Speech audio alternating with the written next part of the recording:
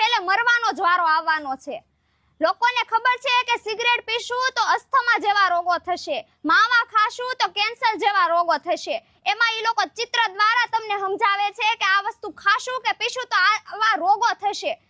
કદાચ તમે જાણવા છતાં ન જાણવા જેવું વર્તન કરી રહ્યા છો। એમાં તમને ચોખ્ખું સમજાવવામાં આવ્યું છે કે ચિત્ર દ્વારા કે એમાં કેન્સર જેવી ભયાનક બીમારીઓ થાય છે। શું તમે એવું ઈચ્છો છો કે આગળ જતા તમારો પરિવાર રખડતો થઈ જાય, એક પત્ની એના પતિ વગરની થઈ જાય, એક બેન એના ભાઈ વગરની થઈ જાય, એક દીકરો એના બાપ વગરનો થઈ જાય, એક દીકરી એના બાપ વગરની થઈ જાય, અને ઈ મા બાપ ને કેટલી આશાઓ હોય તમારી પાસેથી કે દીકરો મોટો થશે અને ઈ અમારું ધ્યાન રાખશે, અમારી રક્ષા કરશે।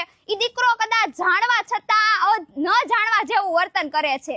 એને ખબર છે કે આવી વસ્તુ ખાશું, આ વસ્તુ ખાવાથી કશો જ ફાયદો નથી, તોય તે વસ્તુ ખાય છે। એને ખબર છે ન કરે નારાયણ પણ એવી ઘટના તમારી હારે બની ગઈ તો તમારો પરિવાર રખડતો થઈ જશે। શું તમને ઈ ખાવાથી કઈ મળે છે? લોકોનું તો કામ છે ઝેર વેચવાનું, અને તમે પાછા પૈસા દઈને ઝેર ખરીદો છો।